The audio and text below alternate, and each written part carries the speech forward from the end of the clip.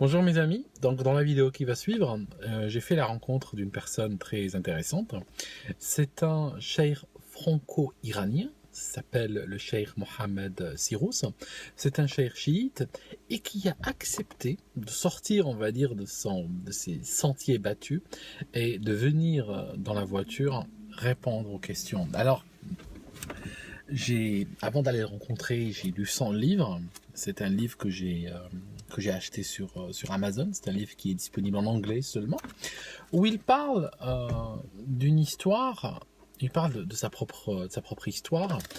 Il est né en France, d'un père iranien. Son père est donc un Iranien qui est venu étudier en France, qui a passé son doctorat en France. Et sa mère est aussi iranienne.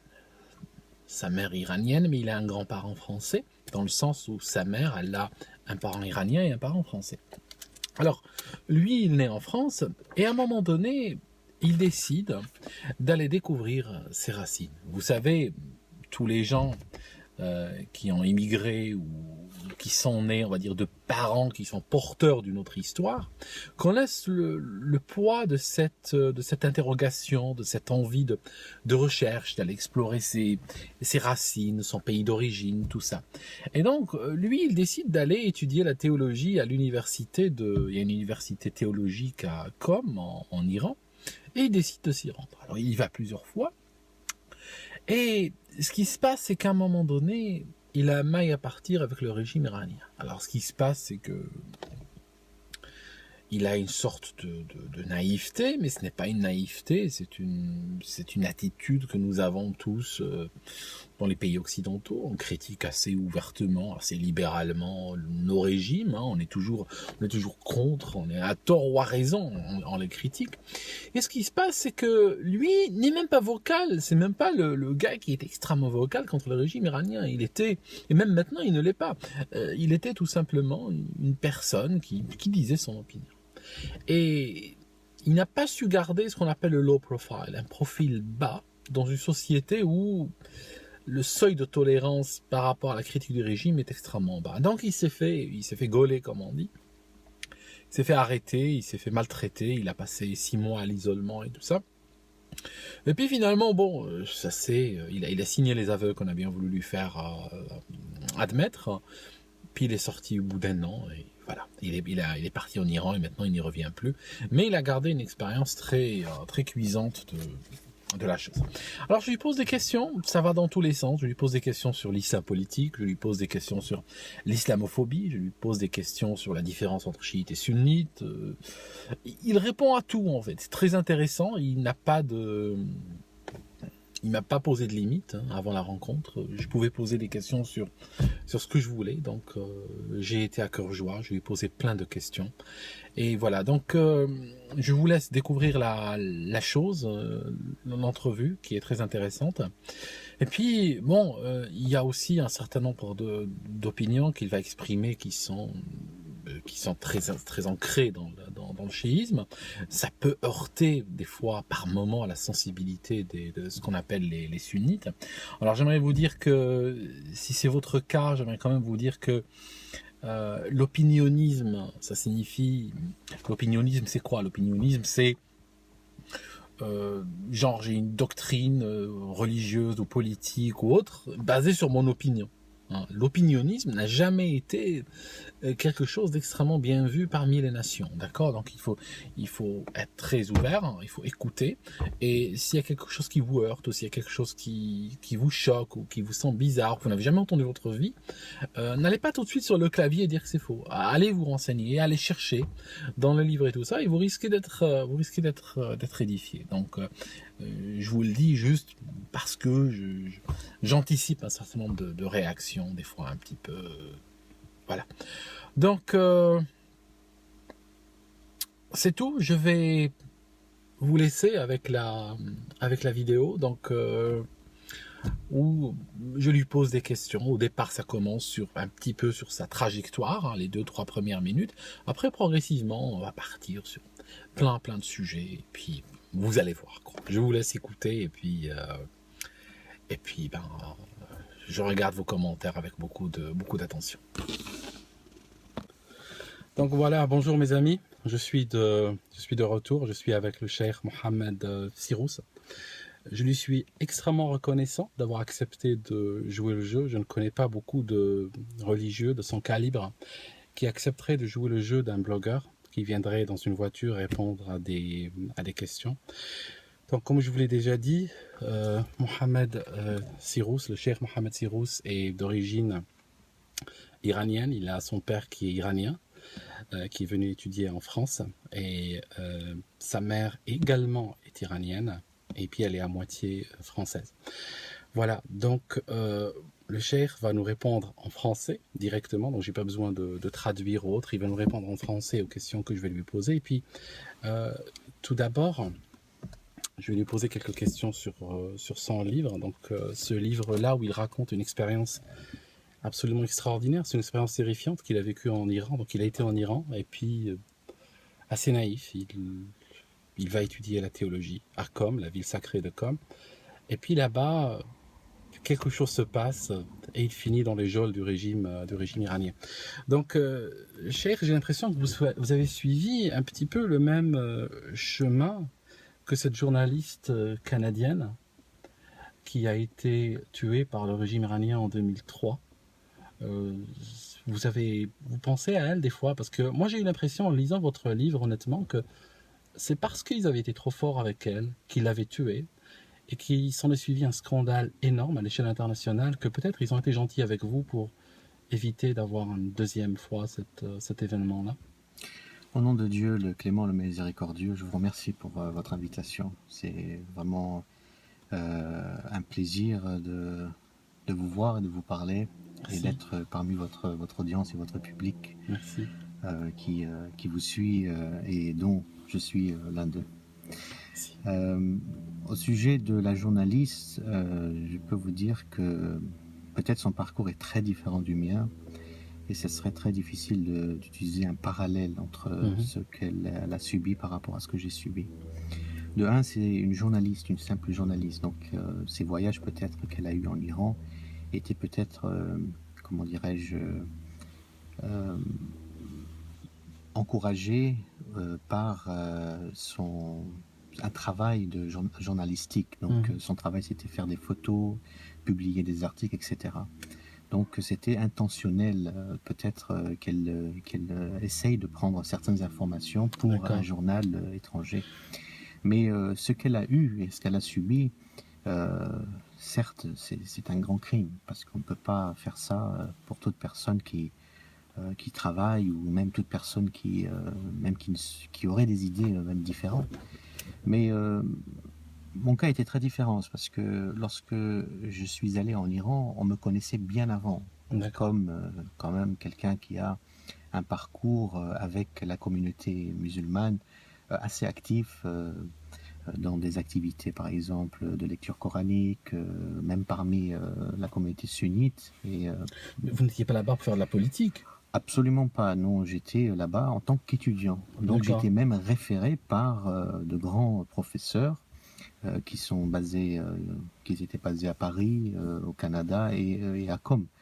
Et mon travail était vraiment l'étude. Ce qui m'est arrivé, c'est vraiment un concours de circonstances et peut-être dû à mon naïveté qui m'a vraiment causé du tort. J'ai l'impression, en lisant le livre, que le seuil auquel se déclenche la répression en Iran est extrêmement bas, parce que je regarde ce que vous avez dit, je ne trouve rien qui en Europe serait considéré comme une critique du régime, par exemple. Vous êtes naïf, vous répondez aux questions honnêtement en Iran, et cela suffit pour que vous retrouviez dans un cachot, dans une geôle, à l'isolement, pendant 6 mois, 7 mois. Oui. D'accord. Honnêtement, si j'avais subi le 10% de ce que vous avez subi, j'aurais signé n'importe quoi. Donc j'espère que les Iraniens se rendent compte un petit peu de l'inutilité de leur méthode. Ouais. Parce que torturer quelqu'un de cette façon-là, je veux dire, tôt ou tard, il va signer. Bien sûr, mais je pense que les Iraniens en tant que population, surtout ceux qui vivent à l'étranger, connaissent parfaitement comment l'Iran fonctionne. Donc mon discours est mon témoignage est quelque chose de très normal dans le savoir d'un Iranien. Ouais. Dans n'importe quelle famille iranienne, sait très bien comment le système fonctionne. Ouais. Mais pour quelqu'un qui vient d'un antécédent qui est né en France, qui a grandi en France, en Amérique du Nord, et ensuite avec cet amour d'étudier l'islam, connaître mieux le Coran et de vivre dans un environnement islamique, est tombé dans une machine à broyer carrément, on se rend compte, on tombe dans un vrai film policier. Et lorsque je raconte cette histoire et cette expérience, ceux qui me croient sont effectivement les Iraniens, parce qu'ils connaissent le système, mais ceux qui ont une difficulté à croire, ce sont ceux qui ont grandi en Occident, en Europe, et qui ne connaissent absolument rien, et qui pensent que j'ai, par exemple, une arrière-pensée politique. Ah non, pas du tout, pas du tout. Je vous l'ai dit, j'ai été surpris en lisant votre livre qu'il n'y a aucune dimension vindicative envers le régime iranien. Vous partagez très humblement et très simplement votre témoignage. Quelque chose de terrible vous est arrivé, vous en parlez avec vos propres mots. Je n'ai pas senti que le livre était une attaque ou genre le livre blanc sur le régime iranien ou autre. Je n'ai pas senti cela. Et j'ai l'impression que vous êtes un petit peu revenu de l'islam politique. Est-ce que vous pensez que l'islam a vraiment une dimension politique? Parce que j'ai l'impression, je regarde, les Iraniens sont chiites, pratiquent un islam politique, et ça va très mal. Ouais. Je regarde mon propre pays, l'Algérie ou d'autres pays similaires, ils sont sunnites, donc ils pratiquent un islam tellement différent qu'on pourrait dire que c'est une autre religion. Et encore, c'est le désastre. Parce que quand vous le racontez, ça arrive en Algérie aussi, malheureusement. Oui, je pense que dire l'islam politique est vraiment réducteur. Je pense que c'est vraiment l'utilisation de l'image et de la couverture islamique, la couverture de la visibilité de l'islam pour en fait se couvrir derrière une idéologie politique. Parce que bon, on voit que quand même l'Iran et dans son agenda politique est très proche de la Russie et de la Chine et tout ce qui est anti-impérialiste. Donc cette couverture islamique est simplement une couverture, simplement un voile pour tromper la masse. Mais l'islam n'est pas intrinsèquement séparé de la politique. C'est-à-dire, quand on parle de la politique, c'est que le prophète de l'islam était lui-même un guide spirituel, un guide politique, mais dans notre dimension à nous, c'est que la politique doit être d'un ordre d'un commandement divin. Donc seulement ceux qui sont infaillibles et qui ont la capacité de pouvoir suivre à la lettre les commandements divins peuvent se présenter comme politiciens, entre guillemets, de l'islam. Mais durant l'occultation, avant la venue du Messie ou d'Al-Mahdi, c'est clair que dans ce monde maintenant, on n'est pas capable d'établir un État soi-disant qui représente l'islam, etc. J'ai vu dans une des pages de votre livre, vous dites que on ne peut pas dans le chiisme condamner à mort des gens avant que le Messie ne soit révélé. J'ai trouvé ça extrêmement raisonnable comme approche. Moi, venant, on va dire plutôt de pays où dès enfant on apprend qu'il faut condamner à mort, qu'il faut tuer, qu'il ne faut pas tuer, c'est vrai que ça m'a surpris. Je ne savais pas cela du chiisme.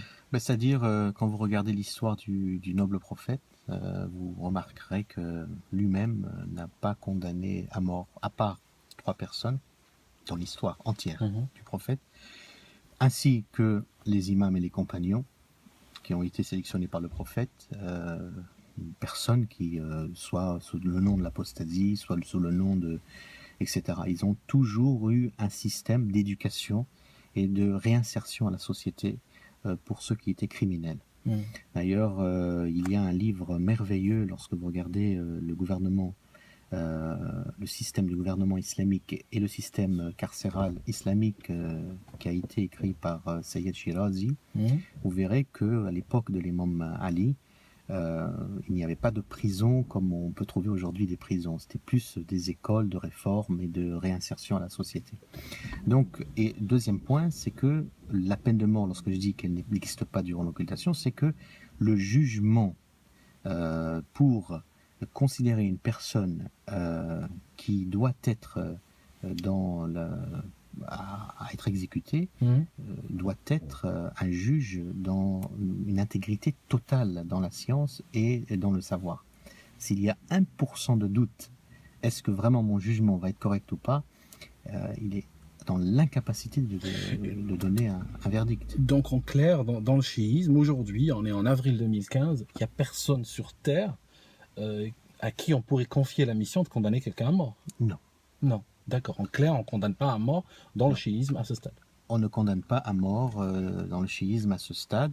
Lorsqu'on parle de condamnation à mort, on parle d'une personne qui, par exemple, doit être condamnée à mort pour X raisons.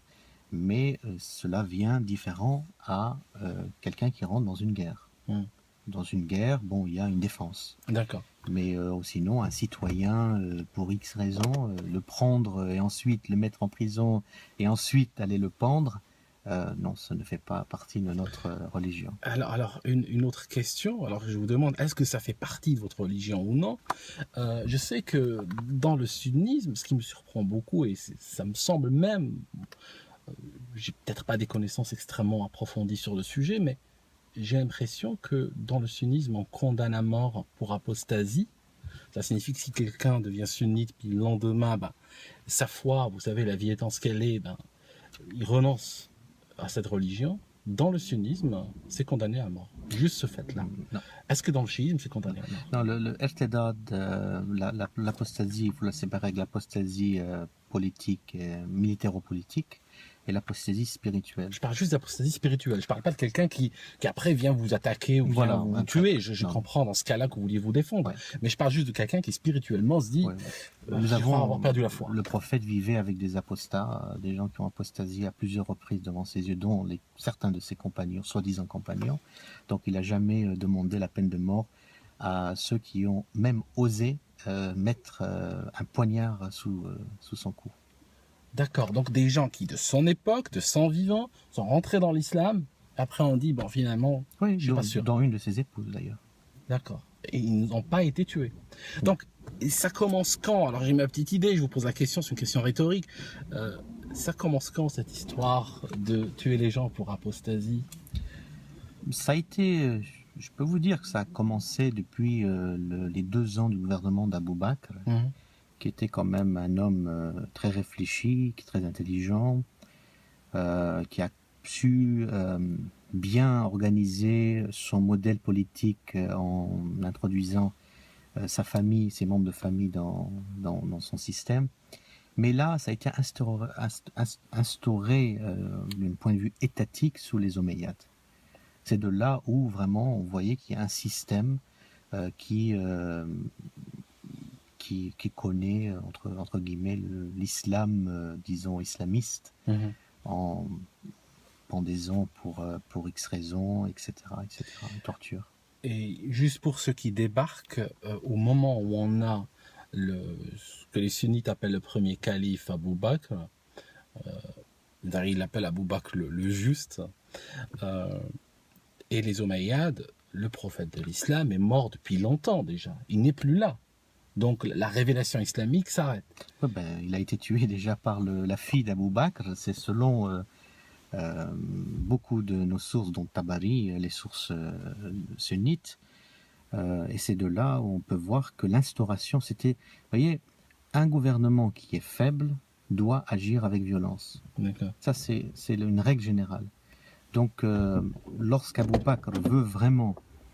comment dirais-je, être sûr que son gouvernement va rester et va être permanente, il faut qu'il exécute tous les opposants. Donc c'était l'une des personnalités qui a instauré dans l'histoire de l'islam les fosses communes de milliers d'opposants qui ont été tués sauvagement, dont certains enterrés vivants parce qu'ils avaient des idées différentes de son gouvernement.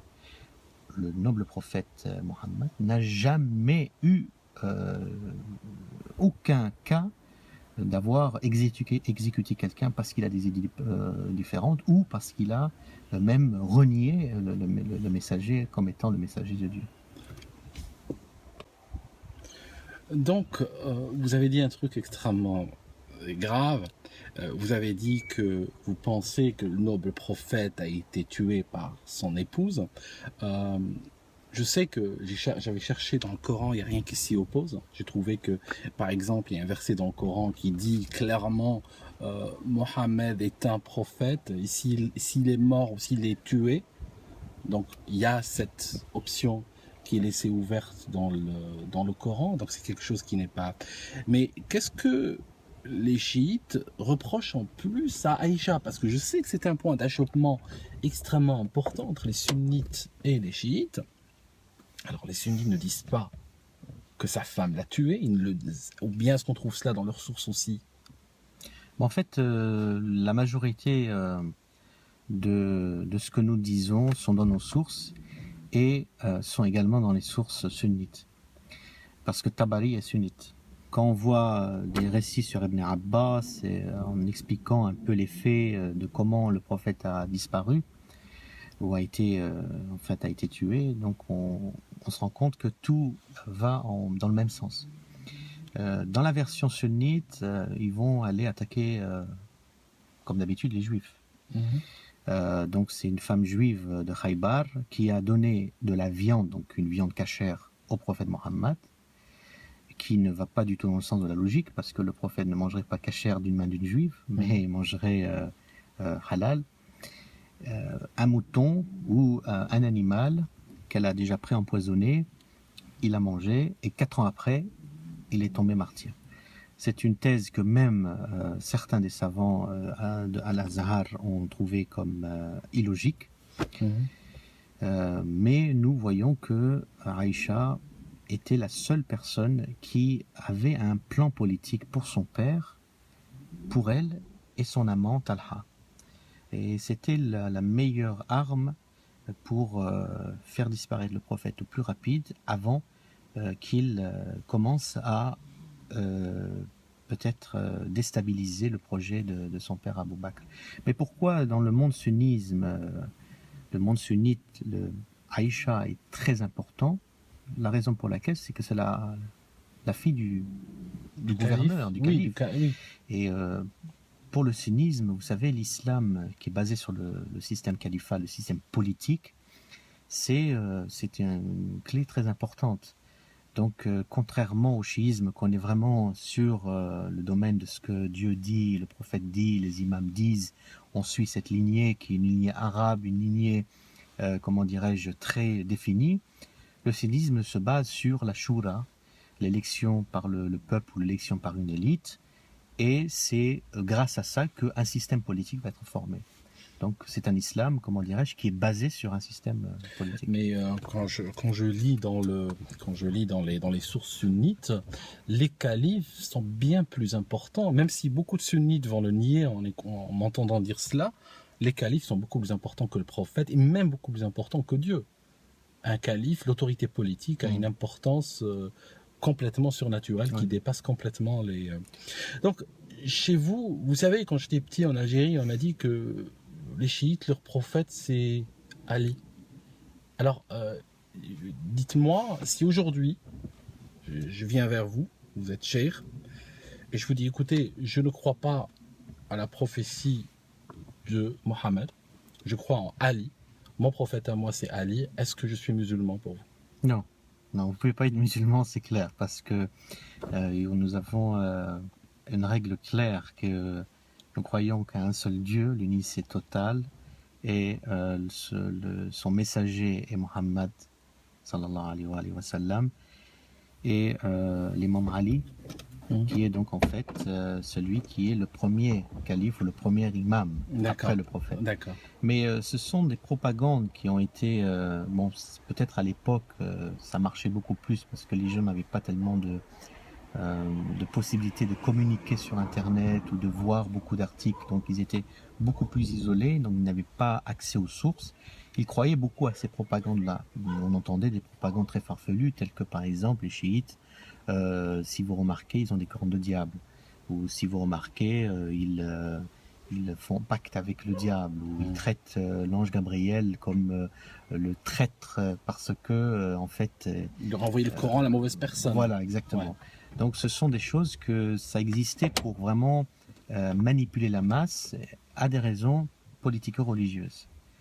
Maintenant, c'est beaucoup plus compliqué. Maintenant qu'il y a l'Internet, qu'il y a maintenant le satellite, que les gens lisent, ont accès aux livres, le plus important, c'est les livres, on remarque qu'il y a une masse et une vague de conversion au chiisme, en particulier dans les pays du Maghreb et des populations d'origine maghrébine en Europe, qu'ils ne peuvent plus arrêter cette masse. Et c'est dû à leur accès à leur excès au mensonge contre le chiisme.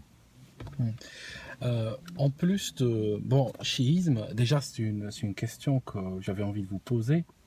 Donc, être chiite, en arabe, chiite de quelqu'un, c'est toujours, ça veut dire un supporter ou un partisan, voilà. C'est un partisan. Donc, quand on dit chiite, quand quelqu'un dit je suis chiite, il dit je suis partisan. Mais en fait, tout partisan est partisan de quelque chose. Partisan de quoi? C'est quoi le vrai terme, le terme complet? Donc, chiite, c'est partisan de... Partisan du prophète Mohammed, partisan de l'imam Ali, partisan de ceux dont Dieu nous a demandé de suivre. On peut être chiite, par exemple, de Omar. On peut être chiite, par exemple, de Bush ou de Sarkozy ou de Manuel Valls.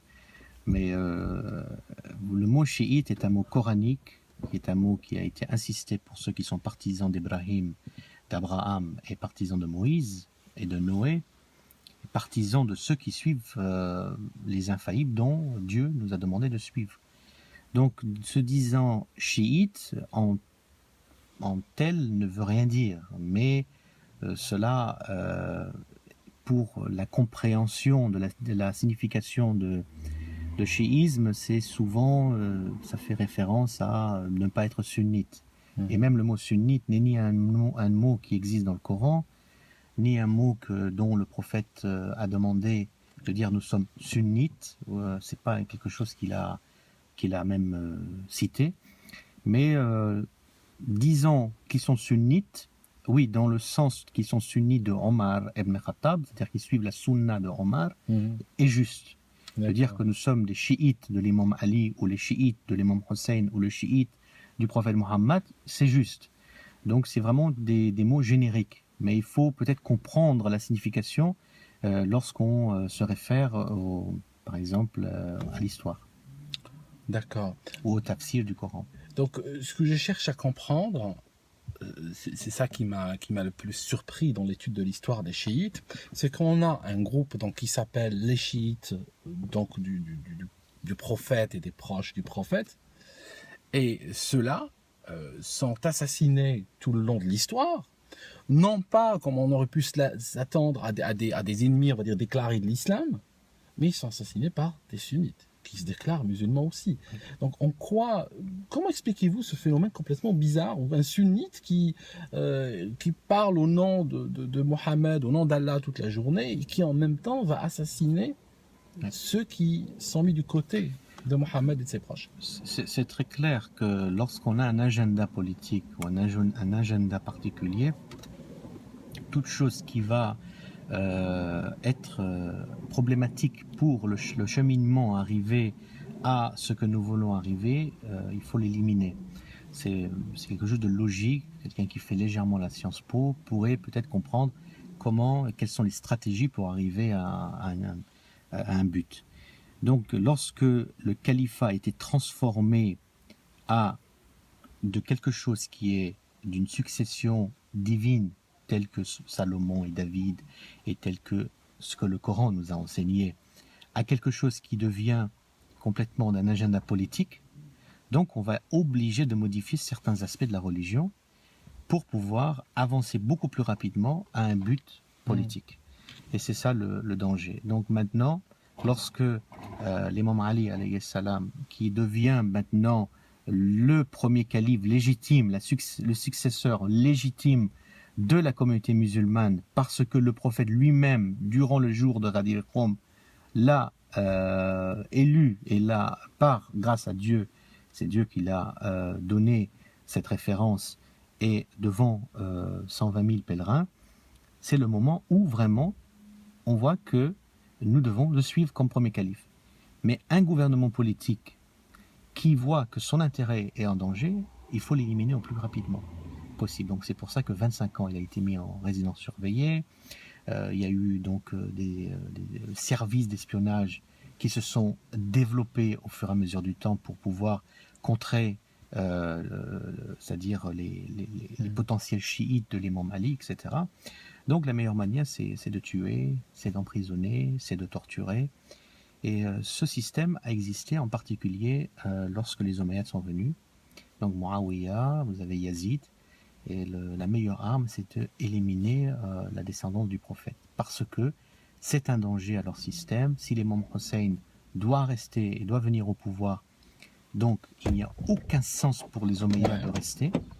Donc leur expansion de leur islam va rentrer en danger. Donc c'est la meilleure manière de combattre. Donc là, il tue l'imam Hussein, le descendant donc du prophète, et il le décapite. Et j'ai l'impression que depuis cette époque-là, il y a une sorte de malédiction de décapitation dans le monde sunnite. Pourquoi je vous le dis? Il y a une raison, parce que beaucoup de gens me disent, oui, mais chaque fois que je parle des différents sunnites chiites, ils me disent, oui, mais tout cela se réfère à des événements qui sont passés à 1400, 1300 ans. Quelle importance ont-ils aujourd'hui en 2015? Il faut, vous voyez, on a une expression disant, si vous voulez régler votre avenir, il faut vous arranger avec votre passé. Voilà. C'est surtout, ou bien un autre exemple, quelqu'un qui va voir un psychologue. Le psychologue va toujours essayer de le référer à son enfance, ou référer à son passé pour pouvoir réformer ou réinterpréter son passé pour que la personne puisse s'améliorer dans le futur. Notre problème à nous, c'est-à-dire nous en tant que communauté musulmane, et en particulier communauté qui est les pays arabo-musulmans, c'est que nous nous référons beaucoup à notre passé, à notre histoire. Bon, ce n'est pas simplement ou seulement distinct à la communauté arabo-musulmane, mais également à d'autres ex-grandes civilisations telles que les Indiens, les Grecs, etc. Mais nous, en particulier, on aime toujours se référer au passé. Et c'est une obligation pour un musulman de se référer à ce que le prophète nous a demandé.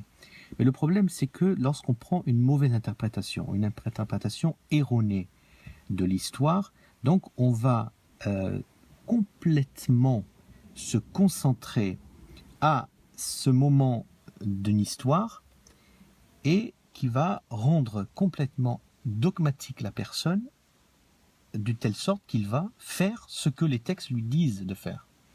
Donc, si à un moment donné de l'histoire, le prophète, dans leur vision à eux, leur prophète à eux, est une personne qui peut se marier avec des filles de 9 ans, qui peuvent avoir plusieurs femmes en même temps, qui peut décapiter les gens qui ne sont pas musulmans ou qui ne veulent pas adhérer à l'État islamique, par exemple, qu'ils imaginent du prophète. Donc, ils vont prendre les mêmes références d'une manière littérale. On ouvre le Coran, on lit, c'est marqué tuer toute personne qui, par exemple, qui n'est pas musulman, etc., qui refuse de se convertir. On va faire de même. Donc, ils vivent dans cette époque. Donc, pour pouvoir mieux les comprendre, il faut retourner à ces sources, pour pouvoir mieux les cadrer et savoir exactement ils veulent arriver à où. Le problème, c'est que la méthode de certaines personnes qui ne sont pas musulmans sont des méthodes type colonial francisé. C'est-à-dire, ce sont des méthodes d'assimilation forcée qui donnent encore plus de rejet et qui donnent encore plus de haine à ces gens qui vont devenir complètement isolés du monde extérieur. La meilleure manière, c'est vraiment de les faire comprendre au sein même de la religion, en montrant un respect spécifique pour la religion et un respect spécifique pour nos traditions à nous. C'est les traditions eux-mêmes qui vont, le Coran lui-même et les textes eux-mêmes qui vont pouvoir donner la meilleure leçon à ces gens-là. Question, puisque vous parliez de cela, J'ai lu dans votre livre, vous dites que à la page 158, vous dites que si vous mourrez donc en Iran, quand vous étiez sous les mauvais traitements et la torture, vous auriez voulu être enterré en France. Ça m'a beaucoup surpris parce que la France, je vais vous dire un truc, c'est un des rares pays où lorsqu'on a un accident d'autocar par exemple, on a les corps qui sont expédiés vers souvent 25-30 destinations. J'ai l'impression que c'est plus un club de tennis qu'un pays. Il n'y a personne qui veut y être enterré. Si je fais une crise cardiaque au club de tennis, je n'aimerais pas être enterré sur le cours. Est-ce qu'on peut être français et musulman? Est-ce que c'est quelque chose de compatible? Oui, c'est complètement compatible d'être français comme je suis et d'être musulman comme j'espère l'être, je le suis également. Il n'y a pas de problème. Le problème, c'est qu'il y a des lobbies, surtout médiatiques, qui utilisent la sensibilité de la religion ou qui utilisent l'émotion d'une certaine population pour être contre une autre type de population. C'est-à-dire, ceux qui sont attaqués en France, ce ne sont pas seulement les musulmans, mais ce sont également les juifs, ce sont également d'autres communautés. Et je pense qu'il y a un mal-être en France. Mais il faut peut-être oublier, c'est-à-dire ce problème qui est peut-être très récent, mais il faut retourner encore à l'histoire, c'est-à-dire à l'histoire d'une Europe ou d'une France qui se dit une terre d'accueil et un territoire de liberté. Et pour nous, c'est quelque chose de très très important de pouvoir vivre dans un territoire où on peut appliquer l'expression, la liberté d'expression. Malheureusement, dans les pays musulmans, nous n'avons pas de liberté d'expression. Vous savez, l'une des choses qui est importante pour nous en tant que musulmans et en particulier chiites, c'est pouvoir se rappeler de l'événement de Karbala, de se rappeler de ce qui s'est passé à l'imam Hussein, de pouvoir vivre... Un devoir de mémoire, comme on dit en France. Voilà, un devoir de mémoire qui est une partie de notre obligation. Vous savez, simplement ce devoir de mémoire envers ce qui s'est passé à Karbala, dans énormément de pays musulmans, il est interdit. C'est-à-dire on ne peut pas inviter peut-être 3-4 personnes, voire 10 personnes chez soi, et faire ce devoir de mémoire sans être questionné par les services secrets, sans demander renvoi des comptes, etc. En France, c'est libre. Mais le moment où j'avais écrit ceci, c'était sous le coup de la souffrance que j'avais eue, et que ça reflète peut-être un peu ce regret d'avoir peut-être un peu haï la France dans certaines choses, de dire bon, c'est un pays qui déteste les Arabes. Bon, c'est vrai que mon père est quand même a eu un doctorat en France, on a eu une vie quand même assez on était assez intégrés dans la société française, mais malgré ça, on était toujours considérés comme des citoyens de deuxième zone ou de deuxième degré. Il est parti aux États-Unis, si ma mémoire est bonne. Oui, on est parti aux États-Unis. Bon, c'était vraiment un soulagement de sa part parce que c'était vraiment la France, c'est une culture d'assimilation. C'est vraiment ce passé cette cassure qu'ils ont eu en Algérie et dans énormément d'autres pays comme Haïti et d'autres pays musulmans. On se rend compte que ils ne comprennent pas que l'assimilation forcée rend un rejet de la culture française. Ça marche pas comme ça. Mais bon, on voyait qu'il y a un système qui est très différent dans les anglo-saxons. De là où le jour où j'ai mis les pieds en Amérique du Nord, où j'ai vécu en Amérique du Nord, là je vis en ce moment en Angleterre, je vois qu'il y a une approche très différente vis-à-vis les minorités visibles. Mais au jour d'aujourd'hui, je dirais plus que j'aimerais me faire enterrer en France, mais je dirais j'aimerais bien me faire enterrer à Najaf, Inch'Allah. D'accord. Question. Vous dites à un moment donné dans votre livre, je vais essayer de vous trouver la page, j'ai mis un index rouge. Rouge, ça signifie ce sont des choses très importantes qui m'avaient frappé. En fait, voilà, la page 110. Vous dites que j'avais douté ma propre religion. Je ne savais pas si je devais rester musulman ou pas après ce que j'ai subi au nom de l'islam et au nom de Dieu. L'islam est devenu quelque chose d'effrayant. Pour moi, je suis en train de lire quelque chose qui est dans un document public. Je me suis senti dégoûté, etc. Est-ce que vous comprenez que beaucoup de personnes sont dangereusement proches de ce genre de raisonnement aujourd'hui? Ah oui, je les comprends complètement maintenant. Au début, je ne comprenais pas pourquoi il y a une réaction très anti-religieuse pour ceux qui viennent de pays musulmans, en particulier de l'Iran, maintenant je comprends que, en fin de compte, la venue de la révolution iranienne est vraiment une faveur pour ceux qui sont très anti-religieux, parce que c'est une méthode d'injection d'un extrême à un autre extrême. Donc le système iranien, qui est d'apparence un système islamique, très apparence, parce que dans le fond, il y a énormément de choses qui sont calquées directement des systèmes français, des systèmes de constitution belge et d'ex-pays communistes. Mais en voyant ce système être autant opprimé d'une chose que peut-être j'ai même pas dit 10% de critiques que j'ai dit à l'égard de la France, et qu'en France j'ai été libre complètement, personne m'a fait aucune remontrance avec toutes les critiques que j'ai dit en France. Au contraire, j'ai quand même été respecté en vivant d'une vie normale. En Iran, simplement 10% d'une critique, on m'a traité pire que si j'étais un criminel international. Et on se pose des questions, on se dit si vraiment il représente l'islam sur terre, et tous ces partisans pro-Hezbollah, tous ces partisans pro-État islamique, vraiment pensent que c'est l'islam sur terre, donc il n'y a pas quatre chemins à prendre. Soit c'est l'islam qu'il faut rejeter, soit il faut vraiment réfléchir une deuxième fois, est-ce que vraiment c'est l'islam ou pas? Et c'est pas beaucoup de monde qui va faire l'effort de ce raisonnement, de voir est-ce que vraiment c'est un problème de l'islam en lui-même, ou c'est un problème d'interprétation de l'islam. Ouais. Je ne sais pas, c'est un constat que je vais faire. Vous savez, on parle beaucoup de phobie, on parle beaucoup d'islamophobie. Ça veut dire que les musulmans, enfin une catégorie de musulmans, sont en train de se disputer, en termes de capital de sympathie, sont en train de se disputer la première position avec les araignées. On parle d'arachnophobie, on parle d'islamophobie. Qu'est-ce que ça vous inspire, tout ça?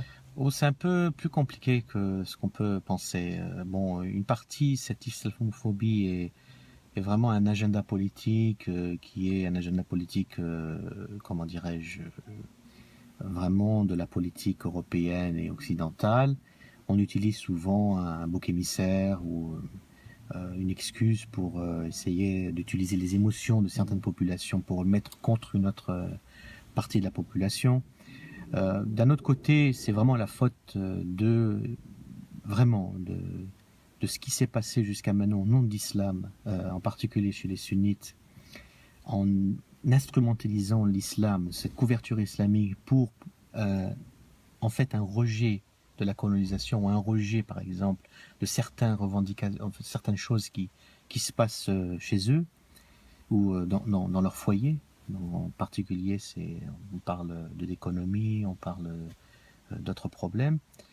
Et un troisième point, cette islamophobie, c'est peut-être un peu dangereux de parler de ça, mais ça me fait penser un peu ce refoulement de ces nazis qui, qu'à l'époque, ont vraiment perdu, parce que lorsque le nazisme est tombé, il n'a pas disparu complètement. Il y a toujours certains ex-nazis qui se sont reconvertis au néonazisme et qui utilisent en fait les musulmans qui sont plus faciles à frapper parce qu'ils sont moins forts, même s'ils sont très nombreux, mais ils sont moins forts, pour en fait taper les juifs. Parce qu'en fait, toutes les histoires de la burqa, d'ailleurs le mot burqa fait référence à un mot qui n'est pas utilisé dans les pays musulmans, mais qui fait référence à la frumka, qui est un voile, une niqab juive, ou la polygamie. Enfin, tous ces symboles qui existent dans le judaïsme, on le frappe au nom de l'islam.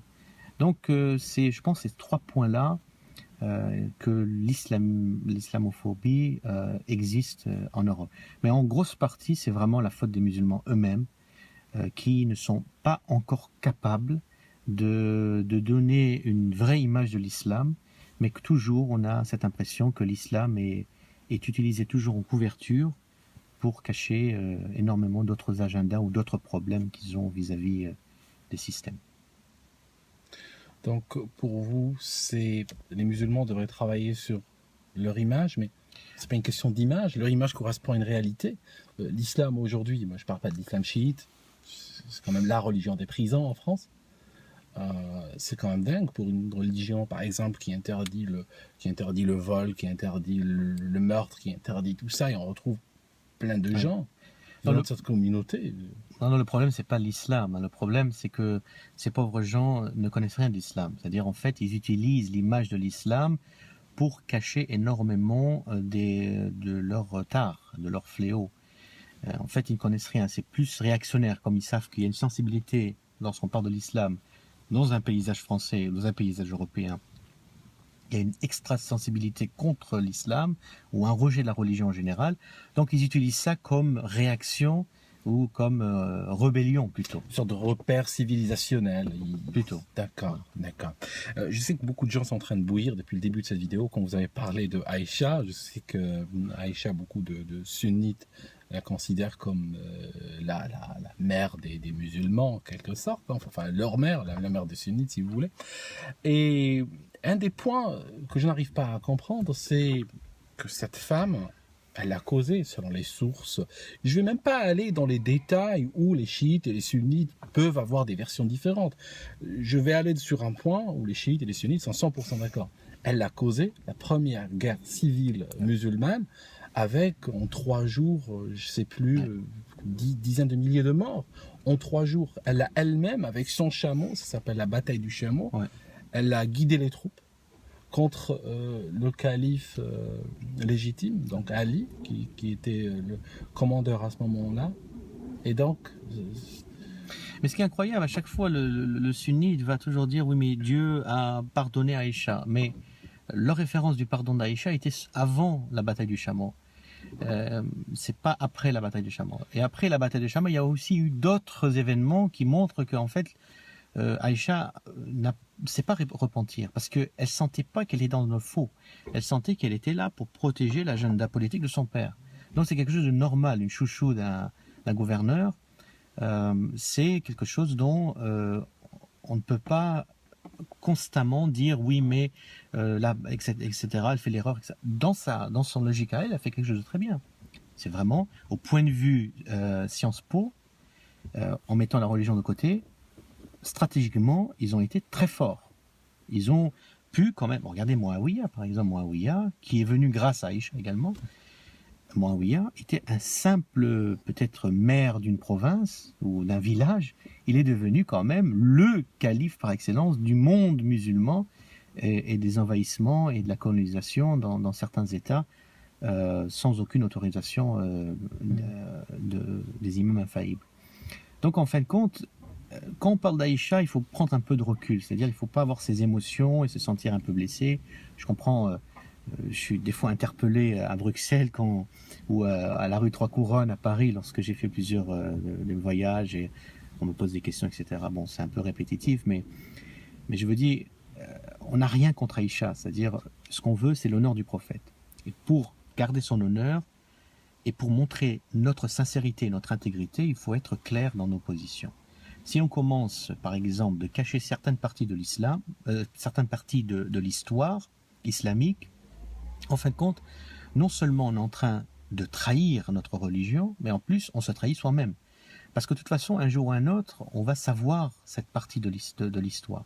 Et on va se rendre compte qu'en fait, Aïcha était vraiment une agente de son père qui Abou Bakr, oui, et qui a quand même voulu suivre un certain cheminement aux dépens de l'islam, même en allant même contre ce que le prophète a demandé. D'ailleurs, Ibn Abbas qui a rapporté qu'un jour, lorsque, ça c'est une référence unique, lorsque par exemple Aïcha avait insulté la fille du prophète Fatima, jamais elle utilisait son nom, elle disait la fille de Khadija, parce qu'il y avait une jalousie particulière avec Khadija. Elle disait ô fille de Khadija, il lui a dit des mots assez méchants. Et le prophète avait entendu cet échange qui était, c'est plutôt pas un échange, mais une attaque d'un sens. Fatima, elle ne disait rien, la fille du prophète, que la paix soit sur elle.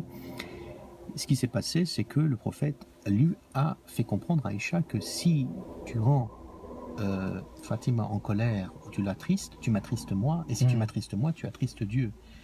Donc il lui fait bien comprendre qu'en fin de compte, elle ne joue pas avec certains personnages qui peuvent être dangereux pour son père, mais elle joue avec la religion, avec Dieu et avec... Alors, un point sur Aïcha, par exemple, j'ai vu qu'elle avait fait une fatwa à Muawiyah, parce que Muawiyah, son père fréquentait les maisons closes, je veux dire, c'est écrit noir sur blanc dans les sources sunnites et chiites, il n'y a personne qui discute cela.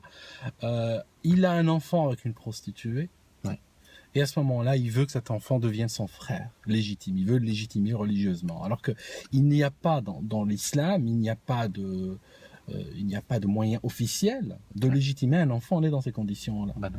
Et Aïcha, elle va signer une lettre à Muawiyah comme quoi ce gars-là devient donc son frère du zina. Et elle crée le frère du zina dans le monde musulman. Pourquoi il n'y en a pas aujourd'hui? Pourquoi ce n'est pas utilisé? Vu que Aïcha est considérée dans le monde sunnite comme étant, on va dire, une source fiable, pourquoi il n'utilise pas sa fatwa maintenant? Je pense que c'est un peu le système, comment dirais-je, du christianisme vis-à-vis aux lois canoniques hébraïques. Lorsqu'on demande à un chrétien, si vous suivez la Bible, pourquoi vous ne suivez pas les règles qui est dans la Bible, ils vont dire, bon ben, vous savez, l'Ancien Testament a été abrogé, parce que c'est une loi qui est abrogée depuis la venue du Messie, ou du Christ. Et le problème, c'est que dans le monde sunnisme, jusqu'à aujourd'hui, il y a toujours des réformes et toujours des abrogations de certaines choses. Mais ce qui est incroyable, il y a également une des choses dont Aïcha a quand même été la championne, c'est l'allaitement de l'adulte pour rendre halal de personnes qui ne sont pas de même famille. Al-Azhar avait parlé, il y avait un imam d'Al-Azhar qui s'est distingué il y a quelques années par une fatwa qui avait fait le tour un peu des réseaux sociaux parce que tout le monde l'a trouvé ridicule, c'était l'allaitement de l'adulte, parce que chez les musulmans, si deux personnes sont allaitées par la même femme, ils deviennent en quelque sorte frères, frères et sœurs, si vous voulez. Et ce gars, je pense qu'il lui a fait un mauvais procès, parce que cette fatwa vient de Aïcha, elle ne venait pas de lui, elle vient de Aïcha. Elle avait sorti cette histoire comme quoi... Oui, ça fait, c'est-à-dire Aïcha, en fait, toutes ces dires, parce que bon, elle se protège derrière l'image qu'elle est la femme du prophète, donc ça lui permet d'avoir une crédibilité au point de vue de la population. Donc en disant, bon, je suis là, l'épouse du prophète, vous avez oublié, mais donc elle se permettait à dire, j'ai entendu, je crois, c'est comme ça, de la bouche du prophète, et que le prophète lui-même a renié par la suite. La dernière cartouche que certains vont utiliser maintenant, ils vont dire, bon, Aïcha étant l'épouse du prophète, vous critiquez Aïcha, vous critiquez le prophète, vous manquez de respect au prophète, c'est sa femme. Quand on insulte l'épouse de quelqu'un, on critique l'épouse de quelqu'un, indirectement on critique cette personne. Qu'est-ce que vous répondez à cela? Non, il faut référez-vous au Coran, référez-vous à l'histoire, le Coran lui-même dans le chapitre 66, pour ceux qui peuvent lire le Coran en français. 66, l'Ahzab. Tahrim. Oui, 66, du verset 1 au verset 11. Vers le verset, à partir du verset 6, 7, 8, 9, vous verrez que, en fait, Dieu est en train de nous signaler qu'Aïcha et Hafsa n'étaient pas considérées comme musulmanes. D'ailleurs, le Coran... Tel que certaines des femmes d'autres prophètes. Oui, d'autres prophètes. D'ailleurs, le Coran est très dur envers la femme de Lot et de Noé. Il les promet au feu de l'enfer. Est-ce que je peux percevoir ce verset comme étant malvenu dans le sens où ce verset qui dit que la femme de Lot et de la femme de Noé vont en enfer, est-ce que je peux le considérer comme une insulte pour Lot et Noé, finalement? Non, parce que vous voyez là, une femme pure qui s'appelait Assia, que la paix soit sur elle, était la femme de Pharaon quand même. Était une femme pure, croyante, l'une des meilleures des femmes du monde. Donc ça montre que la beauté de l'islam, c'est que Dieu est juste. Vous serez jugé par votre personne, vous. Vous ne serez pas jugé parce que vous êtes le fils d'un tel ou parce que vous êtes l'époux ou l'épouse d'un tel. C'est votre personne qui sera jugée. Chacun a sa part de responsabilité. Maintenant, dans les discussions qu'un sunnite peut donner, oui, mais le Coran a dit que les bonnes personnes se marient avec de bonnes personnes et de mauvaises personnes se marient avec de mauvaises personnes.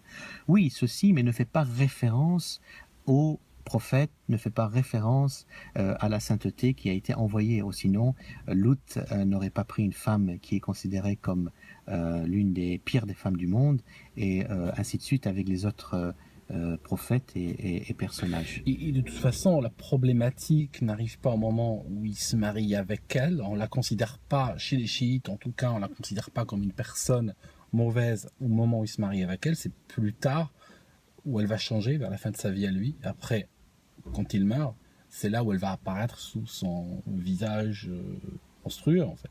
Oui, c'est-à-dire en fait, tout ce qui s'est passé au début, bon, on le voyait, c'est-à-dire bon, ceux qui étaient les compagnons véridiques et qui étaient proches du prophète le voyaient, mais après c'était un personnage public. Et c'est parce que elle voyait que bon, le danger n'est plus là. Donc tout le monde a été éliminé, c'est elle et c'est qu'elle. Donc elle fait ce qu'elle veut. Dernière question, dans une de mes vidéos, j'avais montré un livre. Vous savez, dans le monde sunnite, nous devons tous étudier, ça fait partie des premières, on a un cours, ce qu'on appelle d'éducation islamique à l'école, c'est un cours officiel, et un des premiers cours, c'est le prophète était d'abord illettré, et deuxièmement, il était, comment dire, je cherche à trouver des mots peut-être pas trop forts, il était, on va dire, il aimait les riches, voilà, c'est en clair comme ça. Il y a un verset, Abassa, que quand il voyait les riches, il allait vers eux, sans considérer le fait leur foi ou leur valeur intérieure, alors qu'il y a un cas, par exemple, où un type qui était apparemment extrêmement croyant, mais juste parce qu'il était handicapé, il était aveugle, il était pauvre, il aurait été donc rejeté assez sévèrement, de manière méprisante par le prophète. Et ça, on étudie à l'école quand on est petit. Oui, c'est incroyable. Toutes les références qu'on a sur le noble prophète, qui sont dans le Sahih Bukhari et le Sahih Muslim, sont des références prises des paroles d'Aïcha. Beaucoup d'entre elles sont d'Aïcha et de personnes qui sont liées avec Aïcha. Le problème, c'est les gens comme ceux qui se sont inspirés aux caricatures de Charlie Hebdo et d'autres personnages se réfèrent en fait à ces références. Donc la chose, c'est que celle qui a le plus insulté le prophète était Aïcha, en prenant le prophète de quelqu'un qui peut être ensorcelé, en prenant le prophète comme se mariant avec une fille qui jouait à la poupée, qui était quand même une femme quand même divorcée. Ibn Mut'im, son premier mari, il avait quand même répudié, et ensuite elle s'est réfugiée chez son père, et son père lui a dit: je te prends le prophète, je te donne le prophète comme époux, t'inquiète pas, tout va s'arranger. Elle le prenait pour le prophète pour quelqu'un qui aimait les riches. Et ce qui est incroyable, au jour d'aujourd'hui, si on dit que le verset du Coran, Abasa wa Tawalla, fait référence à, par exemple, Othman ibn Affan, vous avez une réaction qui est une réaction apeurante. Astaghfirullah, que Dieu. Des gens m'ont dit que j'étais en train d'insulter Othman ibn Affan. Quand j'ai dit que ce verset était sur lui, ils m'ont dit: mais c'est insultant ce que tu dis sur Othman ibn Affan. Mais pour le prophète, c'est pas important. Non, c'est pas important. Ça, c'est ça qui est complètement différent. Parce que Othman était un calife. On touche pas au calife. C'est ça un petit peu, je pense, la règle du jeu chez eux. Elle s'est pas. J'avais fait une vidéo l'année dernière. J'ai dit: elle s'est pas mariée avec lui à 6 ans. Pas possible. Ah non, absolument impossible. Et les chiites, vous dites ça depuis 1400 ans. Vous n'avez pas attendu qu'il y a des islamophobes qui viennent vous pointer les phares sur le visage. Non. Parce qu'il y a des sunnites qui commencent un petit peu à revenir sur cette histoire. Mais c'est très récent. Chez les Mutazilites, il y a eu une vague qui ont essayé de redéfinir l'âge d'Aïcha. Jusqu'aujourd'hui, maintenant, il y a même certains dans les Acharites qui commencent à également redéfinir que l'âge de 6 ans est passé à 16 ans. Parce que bon, selon la culture arabe, on compte par dizaines, donc on dit 6 plus 10, etc. Bon, enfin, il y a toujours une explication. Mais nous, on était clair. Aïcha était une femme divorcée, c'est une femme qui n'est pas du tout une naïve, immature. Bien au contraire, une femme qui est très intelligente. Je vous dis, dans le point de vue politique, ce qu'ils ont fait, c'est un travail de politicien type franc-maçonnique, très intelligent. On ne remet pas en cause leur intelligence, mais leur malice et leur diabolisme, ça c'est complètement le number one, comme on dit. Merci beaucoup. Je suis très honoré de vous avoir eu avec moi. Est-ce qu'il y a quelque chose que vous voulez rajouter, quelque chose que vous auriez voulu aborder? Je pense que c'était très bien discuté. Je vous remercie énormément d'avoir donner de votre temps pour poser sur certaines des questions qu'on a simplement effleurées. On n'est pas rentré en profondeur tellement, mais j'invite tout le monde de pouvoir lire énormément des références chiites et d'être en dehors de toutes ces propagandes et toutes ces images que le monde sunnite ou le monde non musulman essaie de donner à l'image de l'islam en général. Il y a un seul point qui est très important, que j'insiste énormément, et c'est une conviction personnelle, c'est que vraiment quelqu'un qui est religieux, quelqu'un vraiment qui veut donner du sens à sa vie, il faut qu'il garde connexion avec son Dieu. Tout le reste, je peux considérer comme secondaire. C'est vraiment sa relation avec Dieu, et pour pouvoir que sa relation soit vraiment très forte, il faut qu'il comprenne sa croyance et l'appliquer au maximum. Ça, c'est une chose. Et lorsqu'on a une connexion avec Dieu, toute discussion qu'on aura ou tout débat qu'on aura avec une personne qui ne partage pas forcément la même interprétation de l'islam ou même la même religion, aura de la compassion envers cet être humain. Parce que, en fait, aimez-vous les uns les autres, c'est une expression que les chrétiens disent beaucoup, mais qui n'ont pas beaucoup appliquée dans l'histoire. Mais l'islam, c'est une expression qui est dans nos hadiths et que nous avons énormément appliquée quand je parle de bons musulmans. Mais dans ce monde d'aujourd'hui, on a résumé l'islam soit à de courants politiques, soit à, comment dirais-je, à un aspect, territorial, ou un rejet, par exemple, culturel, mais on oublie vraiment ce côté spirituel et cette connexion qu'on doit avoir avec Dieu, le Tout-Puissant. C'est la seule chose que je pourrais dire en dernier, parce que, en point de vue personnel et humain, j'ai des amis qui sont non musulmans, qui sont sunnites, qui sont de tous bords, de toute confession. Il est naturel que lorsqu'on veut parler de théologie ou parler de l'histoire de l'islam, qu'on ait des positions claires et des positions sans jouer la diplomatie. Parce qu'il faut être sincère avec soi-même. Mais au point de vue, au point de vue humain, il est dans l'obligation de garder de très bons rapports avec tout le monde. D'accord, je vous laisse donc le mot de la fin. Merci beaucoup. Au revoir mes amis, puis on se revoit une prochaine.